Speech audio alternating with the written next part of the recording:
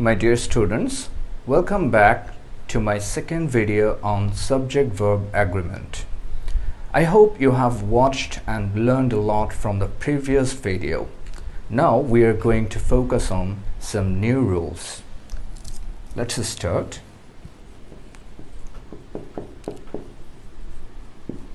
Neither the players nor their coach have or has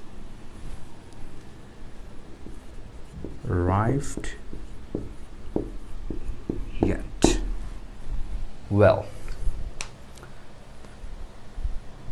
so in our previous video we saw how the verb depends on the first subject in the cases of some specific connectors, but now it's completely opposite. We have the players and their coach as two subjects, subject 1, subject 2. Well, so in the cases of neither nor, either or, not only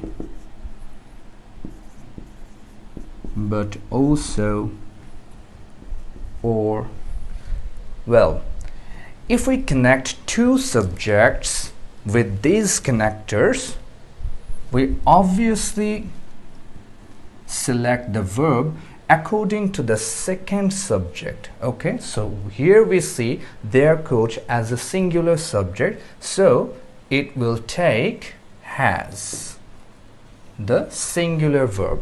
All right, so when we connect two subjects, the final subject decides which verb we will take. Okay, their coach has. So finally, neither the players nor their coach has arrived yet, because their coach is getting the final preference here as a subject. All right, same happens in these connectors I just wiped out. Okay, well, now let's talk about some indefinite pronouns which always take singular verbs. We have each, every, everyone, everybody, everything, somebody, someone, or something,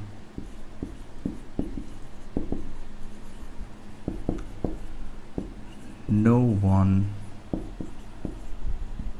nobody, and nothing. Okay, so these pronouns are called indefinite pronouns. Okay, so let's see an instance. Here, someone is or are calling you. So here you see, it's very easy and common. We're obviously going to use someone is calling you, not someone are. Okay, well,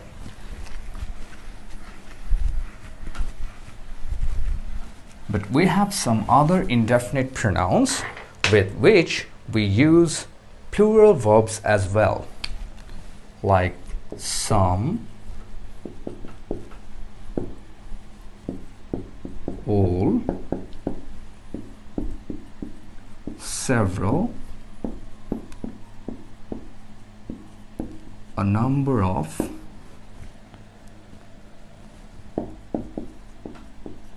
many, few, or a few, or the few. Okay, these are some quantifiers. Okay, many, a few, the few. Okay, so I put star marks in the cases of some and all. I will give you the explanation why I put these star marks. Okay, after some we can either use a countable plural and uncountable singular. Okay, like some students have or has failed. But here you see some sold is or are needed. So here you see after some we used students. It's plural countable. Okay, one student, two students. But sold, we don't necessarily write sold to salts, right, as it's a non-count noun. Okay, so here some students, obviously we select have, the plural verb, and here some sold is needed. Well, similarly, all students have failed, or all the students have failed. Here all the sold is needed, something like that. Okay,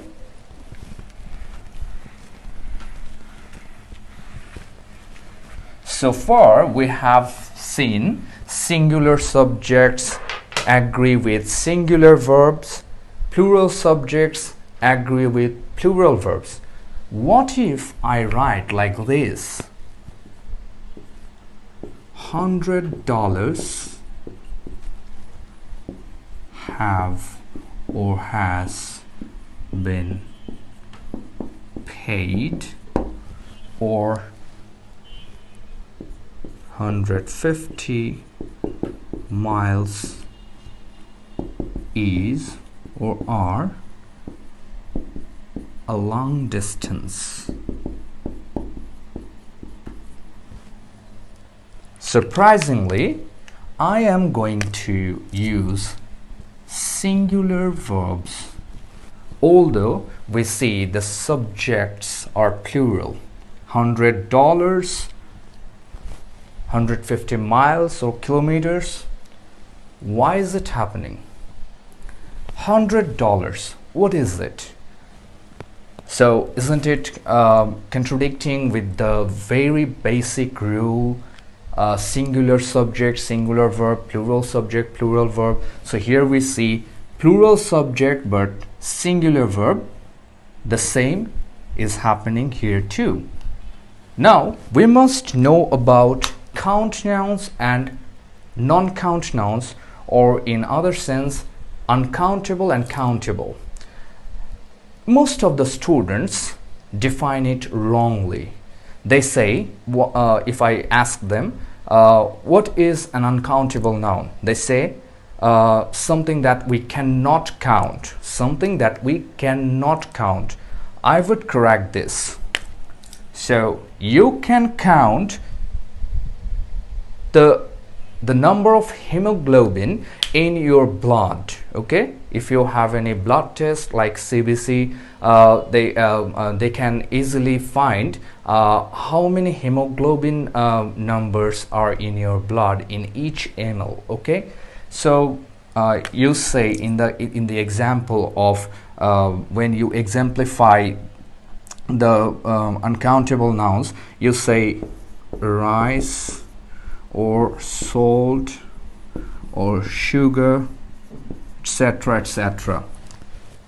So these are some common uncountable nouns, and we say that we cannot count them. We cannot count them. No, we do not count them. So we don't say one rice, two rices, one salt, two salts, one sugar, two sugars. We don't ask the shopkeeper to give us like give me 100 million rices. Okay, we say what? I need 20 kilograms of rice.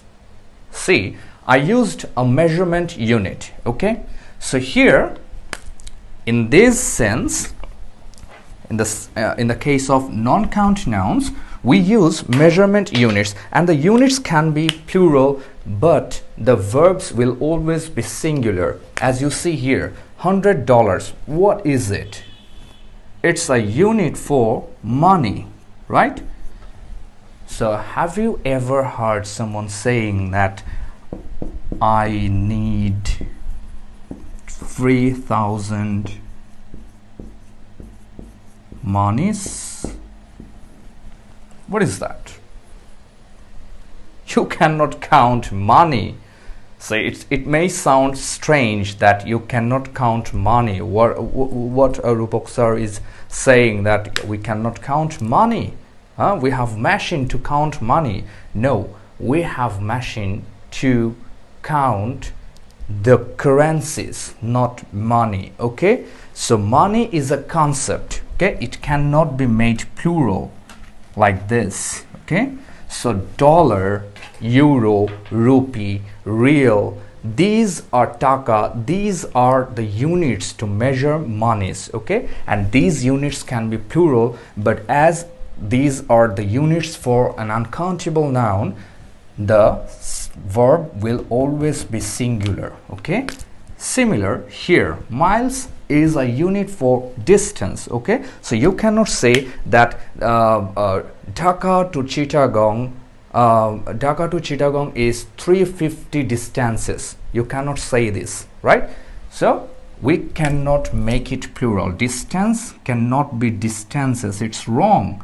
So as we need a unit for measuring distance, time, length, area, etc., etc., there are so many uncountable nouns. Okay, so you have to remember that whenever you are using a unit as a subject, if you are making the unit of uncountable noun, the units can be plural, but the verb will always be singular. Okay, so that's a thing to remember.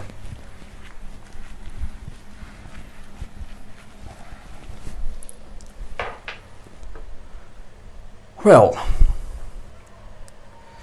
now let's talk about some collective nouns. Okay, we have some common collective nouns like committee. Please notice the spelling. Council, jury, board, panel, orchestra, band, flock, herd, pack, etc. There are so many, like army.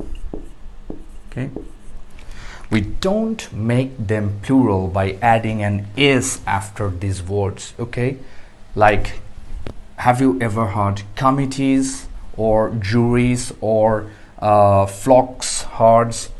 This cannot be made plural. Okay, if we want to make them plural, we have to add a word like members, like committee members, council members, jury members, board members, panel members, or orchestra members. Okay, so it's better to use members, the word members, after these words to make them plural. But what's the significance of collective nouns in terms of subject-verb agreement? It's very important. It can either take singular or plural verbs. Let's see. Let's talk about a committee. Okay, so the committee, you know what a collective noun is? A collective noun is a group noun. Okay, you must be conscious about it. I believe you read it in class 2 or 3. Okay, so I'm not going to explain this in this level. So look at this example. The committee have or has given a unanimous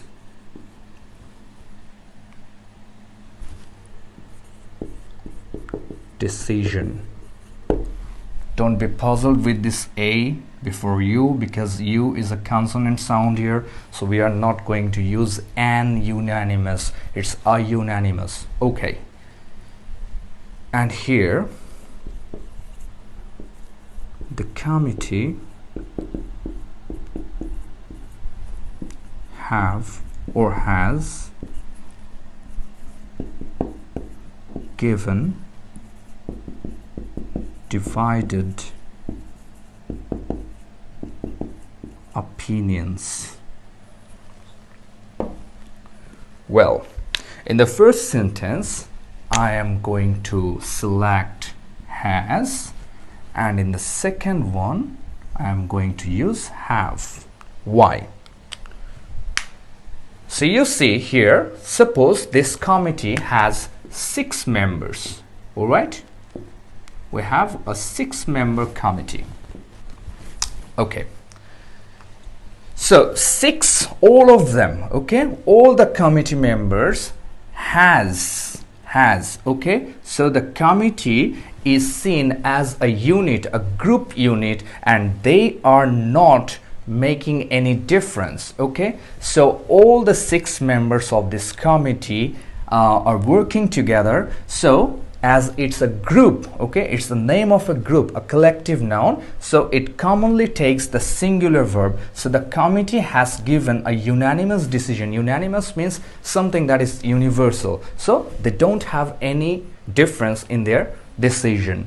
But if we see any type of intra-group conflict in a committee or a council or any type of collective nouns, we use the plural verb. So here it's clearly given, clearly stated here, like the committee have given divided opinions. Something like, suppose we had 6 members in the committee, 4 members, okay, 4 members supported option A, okay, and the other 2 members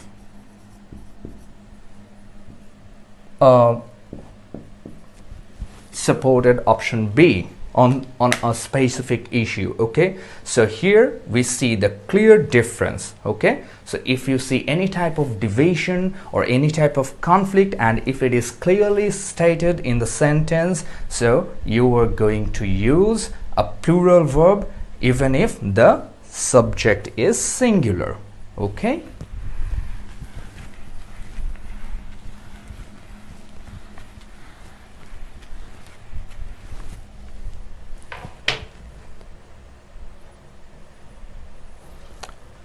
A very important, very common and popular example for subject-verb agreement, and of course I saw many of my acquaintances often make mistakes with this option. What is that? One of my friend have or has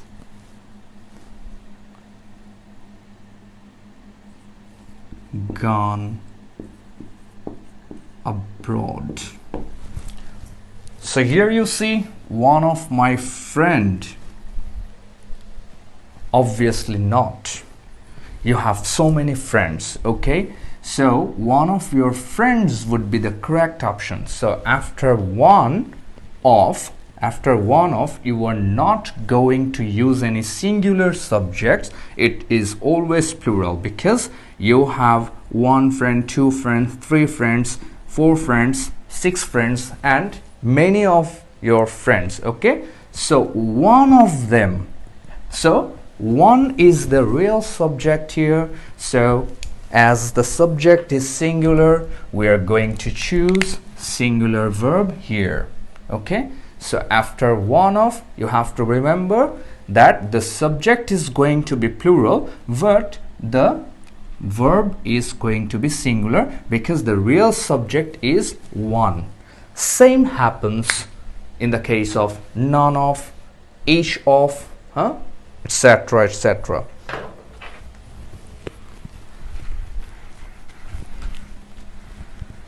Now another very important part of subject-verb agreement, that in the case of relative pronouns, what happens? Let's see.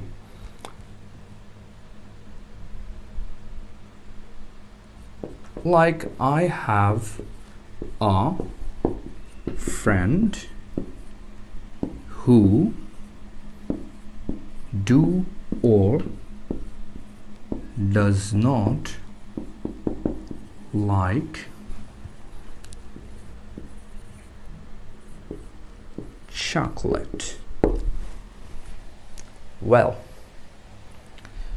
I have a friend who do or does not like chocolate. What are we going to choose here? Obviously, we are going to choose does. And why?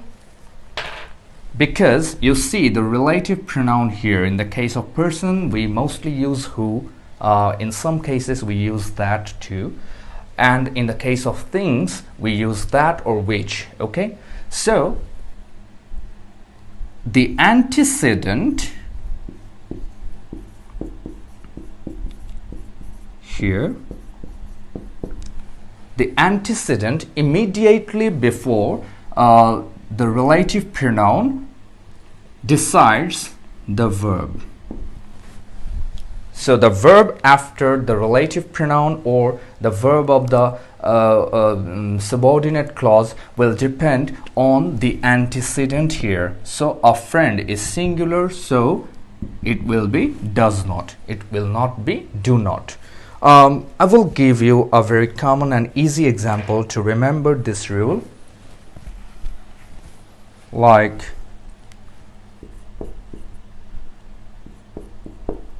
it is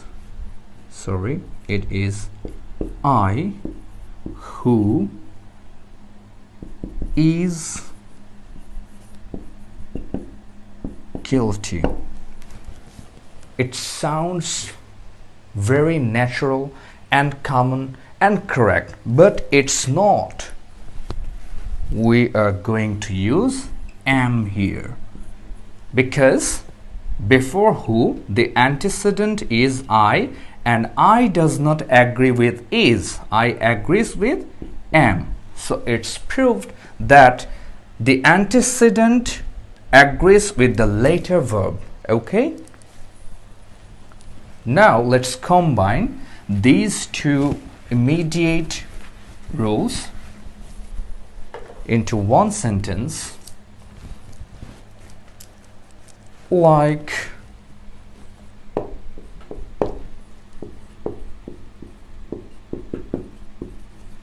Samuel Taylor Coleridge is one of the poets who is or are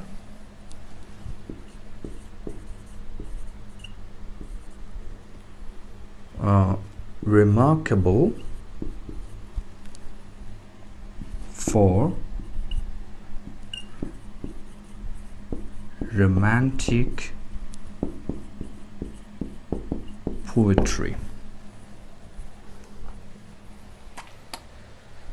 So it's going to be a bit puzzling for us. Samuel Taylor Coleridge is one of the poets who is or are remarkable for romantic poetry.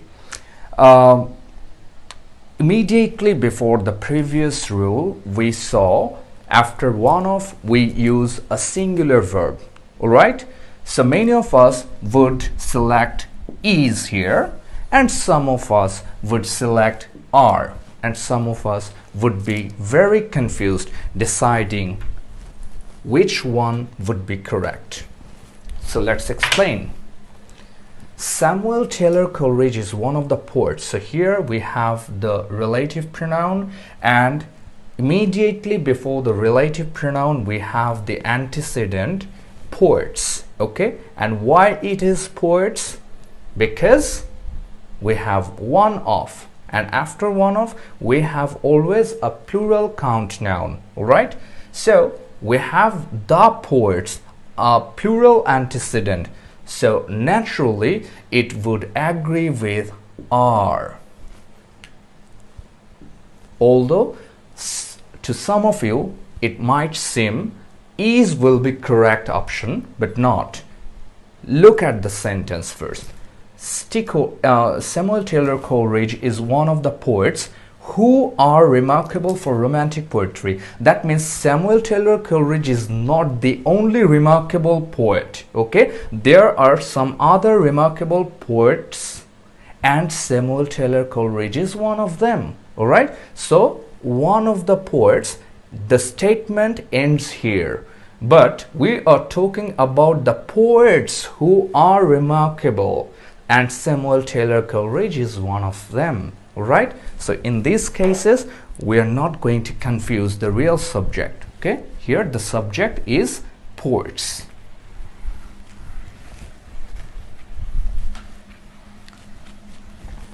Well, we have some puzzling nouns that seem to be plural, but they are not. What are they? We have statistics, civics, physics, mathematics, economics, or social studies,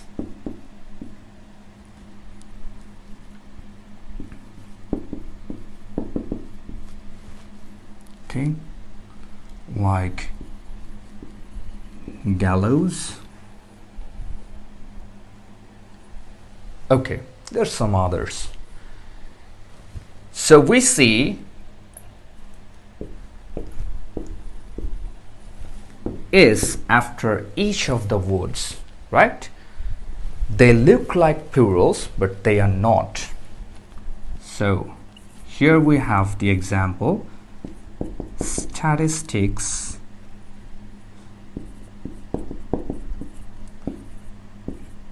show or shows that our economy is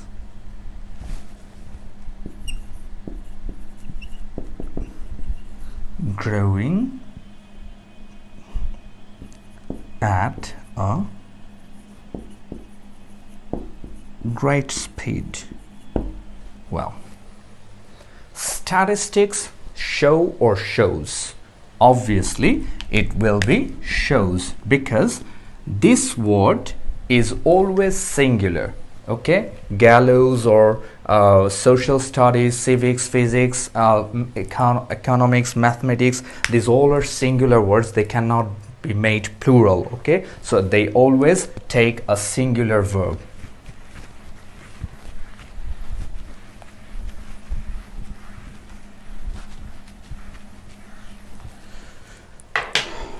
On the other hand, we have some words which are always plural. They don't have any singular form, like jeans or trousers, pliers, scissors, spectacles,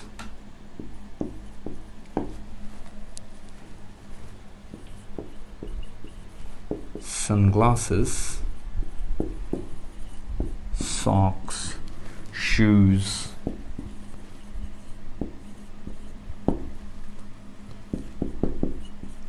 circumstances, or in the generalizing sense, vegetables. Okay, like when we generalize, we write vegetables is or are good for our health. Here we always use are. We don't write vegetable is. Okay, it can be one vegetable, like broccoli is a kind of vegetable. Okay, but here we are generalizing this, so it's always plural, all kinds of vegetables. And here especially these are called pair nouns. They always exist in pairs, like scissors. Okay, like sorry,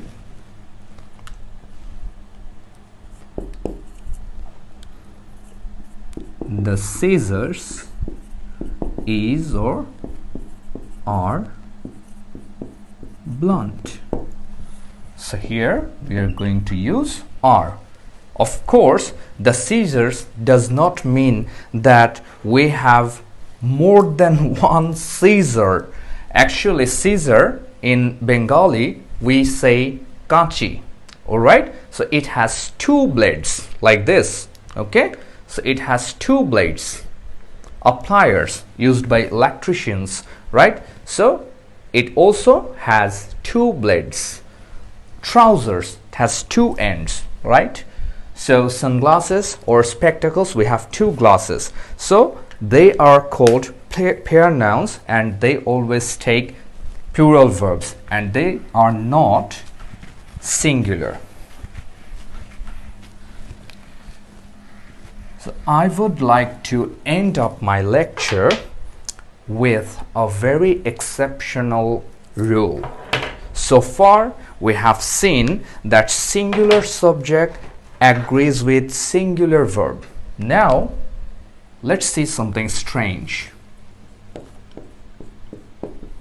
Doctor recommended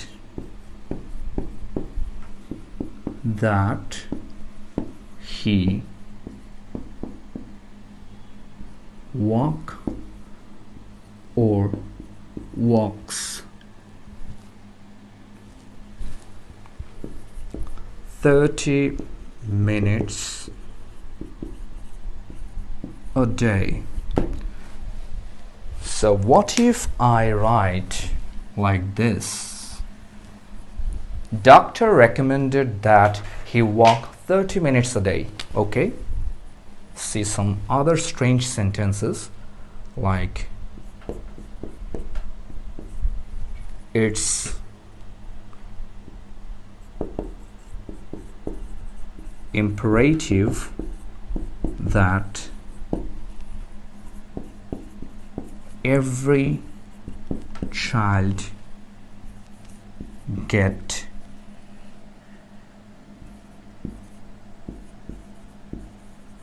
adequate nutrition. Well, so we have the common rule in our mind that singular subject takes singular verb. So obviously it would be walks, and here every child, we are talking about one child, one, each, every child, the singular subject. So here we have the plural verb with the singular subject. Seems something inconsistent, right? So we would write gets here, but not. And why not? And here we come to know about subjunctive mode. Well, so we have some specific words. I will write them. After which, if we use that clause, the verb is always in infinitive mode. I mean, verb is in the base form. Whatever the subject is, the verb will always be in the base form. Nothing, absolutely nothing will be added to the verb So here we are not writing walked or walking or walks or anything else. We just write the base form of the verb directly after the subject, and whatever it is, singular or plural, doesn't matter, right? So here it's imperative that every child get equal nutrition. So every child gets, obviously gets or got or should get anything else, right? So here is the interesting part. A model should is missing here. What if I write like this? Doctor recommended that he should walk 30 minutes a day, right?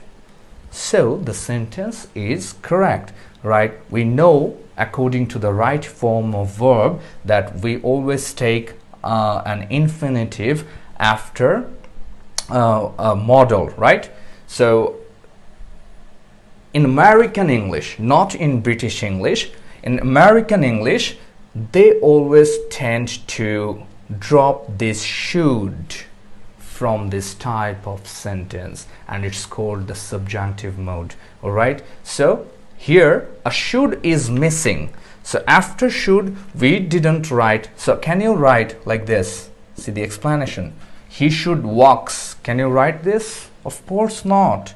After should, might, shall, should, will, would, can, could, may, might, after these models, you always use the infinitive form of the verb or the base form of the verb. So a should is dropped in American English, not in British English, right? So there are some other forms of subjunctive sentences, like we write God save us.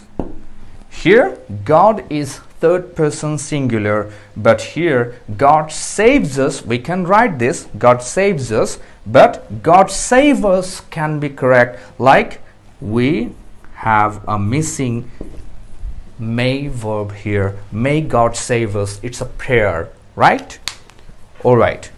So it's imperative that every child get adequate nutrition. So again I say this type of expression is common in American English, not in British English. Okay, so what are the words? You might be curious. Let me write them. We have insist, urge, demand. We have suggest, suggestion, propose, or the noun of it, proposal. We have recommend, recommendation. We have important or importance.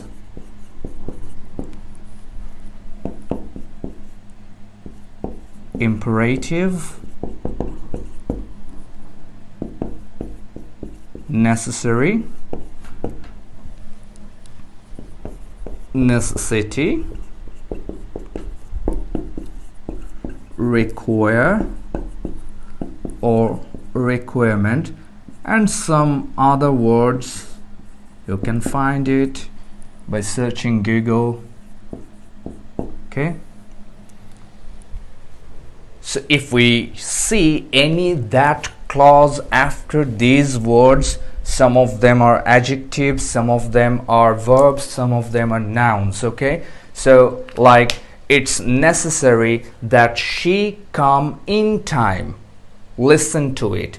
It's a necessity that every officer attend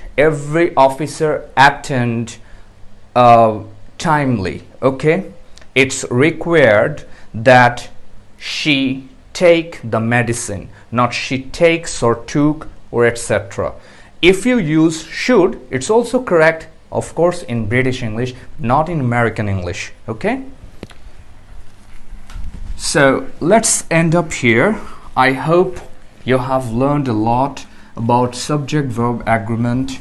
If you have any confusion, any question, feel free to send us email, which is given in the description box, and we are collecting the mails, we are collecting the questions, and we will sort them out, and we will try to answer all of those emails in a single video shortly. Okay, so thank you. Have a nice time.